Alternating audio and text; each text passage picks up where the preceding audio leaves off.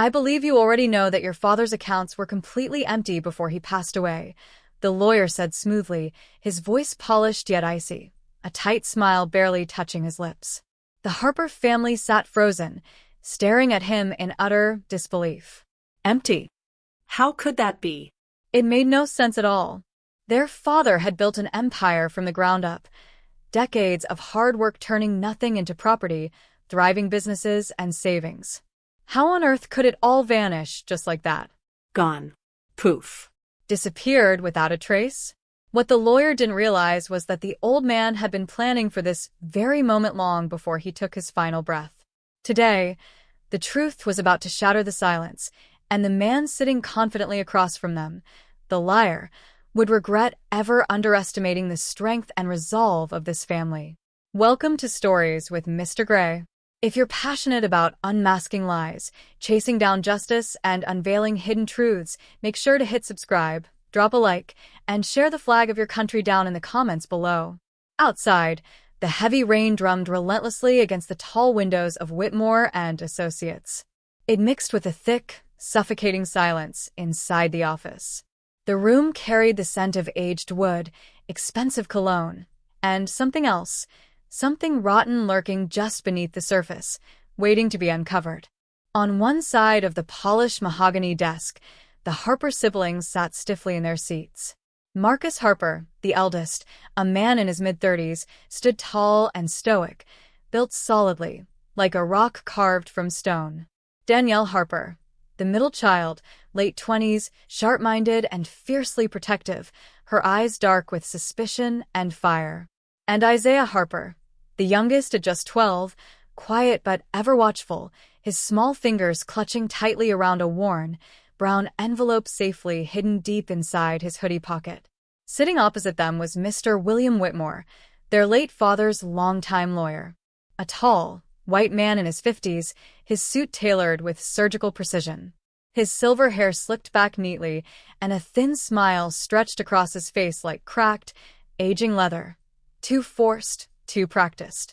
Whitmore leaned back slowly in his chair, steepling his fingers as if savoring every second of this moment.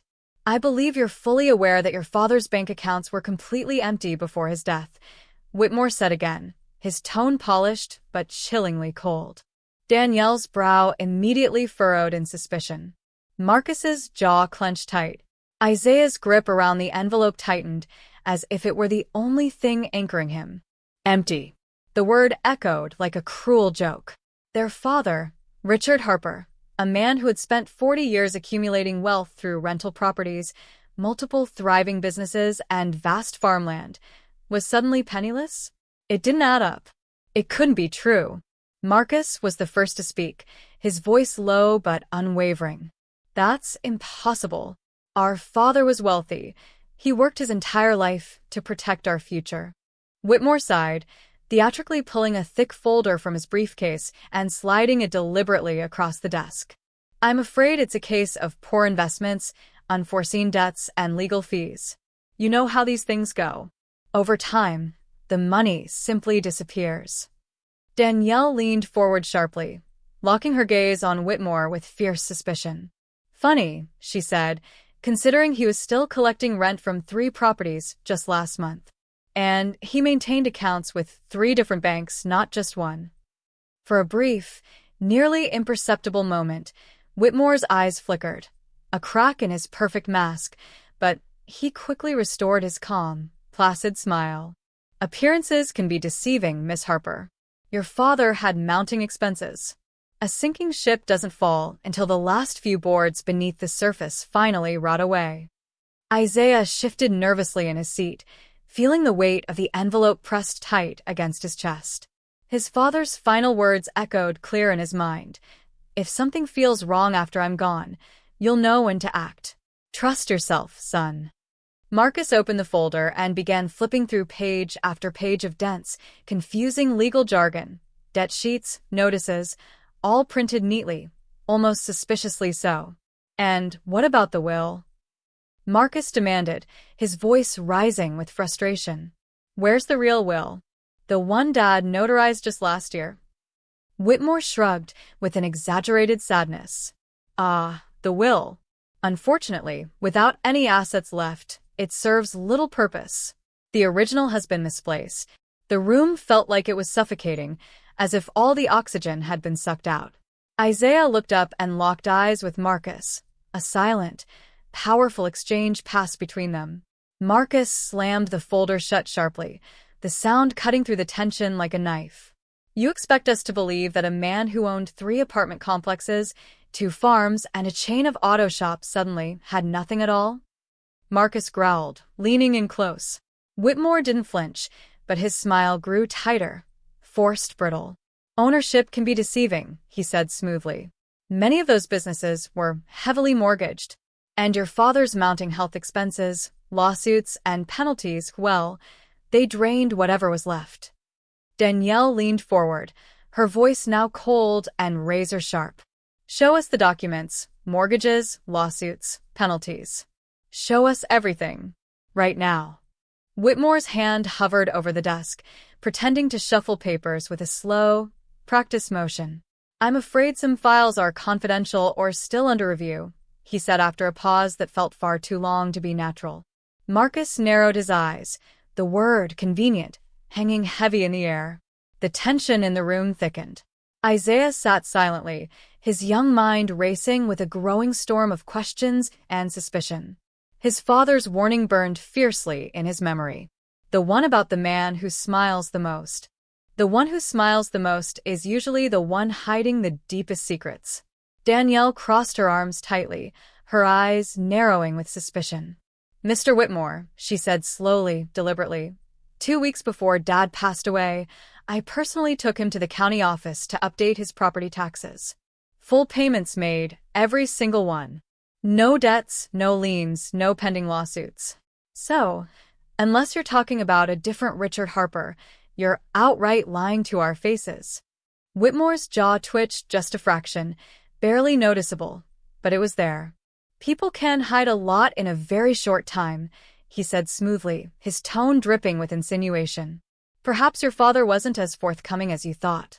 Marcus leaned in, voice dropping to a sharp, near whisper. "Or perhaps, Mr. Whitmore, you think we're too naive to notice when someone's stealing right from under our noses." The accusation hung heavily in the air, thick with tension. Isaiah's heart pounded in his chest. This was it. The moment his father had warned him about. The moment he had been preparing for all along. His fingers brushed the edge of the worn brown envelope tucked inside his hoodie. Not yet, he thought. One more push. One more lie to break Whitmore's mask. Danielle fired her final shot, voice steady but lethal, cutting through the silence like a blade. "Last question, Mr. Whitmore. If there's nothing left, why are you so desperate to rush us into signing those settlement papers?" This time, Whitmore's smile faltered visibly. The polished mask cracked, just for a moment, and behind his pale blue eyes, a flicker of fear danced, fleeting but unmistakable. In that silence, Isaiah knew. The time had come. The air in Mr. Whitmore's office suddenly turned ice cold.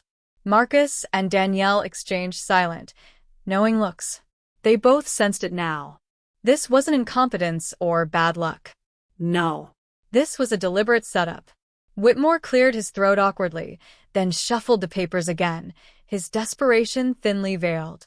"Perhaps we should reconvene another day," he offered weakly, reaching for a new set of documents. But Isaiah's attention had already slipped away. While the adults argued heatedly, his small fingers carefully slipped the worn brown envelope from his hoodie. He looked down at it, heart hammering wildly, reading the words scrawled across the front in his father's thick handwriting. "Only open if you can't trust them." Isaiah hesitated for a moment. Then, under the desk, hidden from view, he tore the envelope open. Inside lay 2 items, a small flash drive and a handwritten note, folded neatly into thirds. Isaiah unfolded the paper quickly, his eyes scanning the familiar handwriting. The letter read, "Son, if you're reading this, it means I was right not to trust Mr. Whitmore. You now hold the proof. Everything you need is on this drive. Protect your brother and sister. Bring the truth to light. I love you always, Dad." Isaiah clenched the note tightly, swallowing hard. His father had known. He had foreseen this betrayal, and he had trusted Isaiah, just 12 years old, to be the one to fix it. Slipping the flash drive carefully into his pocket, Isaiah's mind raced. He needed a computer. He needed to see what was on that drive now. Across the desk, Whitmore was pressing more papers toward Marcus and Danielle, his words flowing faster, almost desperate. Just some formalities, he insisted. Just signatures to make everything official. Marcus slammed his hand on the desk, rattling the folders. "We're not signing anything until we've reviewed every single document ourselves," he said sharply. Danielle stood abruptly. "Isaiah, why don't you step out for a moment?" Her voice was soft but urgent. Isaiah nodded quickly and rushed out of the room, clutching the flash drive like it was his lifeline. Cut to Isaiah standing in the hallway. His eyes landed on the receptionist's desk, empty, a laptop open and unattended. His heart thundered in his ears. He glanced around, no one watching. He hurried over, pulled the flash drive from his pocket, and plugged it into the laptop's USB port. The screen blinked once, then a single video file popped up. Confidential Whitmore meeting. 2 weeks before death. Isaiah's hands trembled as he clicked play. The screen flickered, showing a grainy recording. There, in his father's study, sat Mr. Whitmore, smirking, leaning back comfortably in a leather chair, his voice filled with ugly certainty. "Come on, Richard," Whitmore said casually. "You and I both know the others won't notice what's missing. You leave it all to me. I'll handle it discreetly. No questions asked. A man like you doesn't want the wrong people getting your wealth. Now, does he?" Isaiah's stomach twisted in knots. His father's calm but firm voice answered back, cutting through the arrogance. "If you think I'll let you steal from my children because of the color of their skin, you're a bigger fool than I thought." Whitmore laughed coldly. "You won't be around to see it, old man." The screen froze, capturing Whitmore's smug, triumphant face perfectly. Isaiah's hands clenched into tight fists. He had it all. Proof of racism, proof of fraud, proof of betrayal. It was all right here. And now it was time to finish what his father had started. Isaiah unplugged the flash drive quickly, tucking it deep into his pocket. His heart hammered in his chest, but he forced himself to walk back to Mr. Whitmore's office with calm, steady steps. No rushing, no signs of what he held. He opened the door quietly and slipped back into his chair. Across the desk, the battle was heating up. Marcus stood now, towering over Whitmore's desk, his face tight with controlled fury.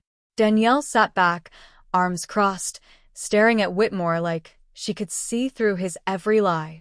Whitmore wiped the corner of his mouth with a silk handkerchief, trying to hide the slight tremor in his hand.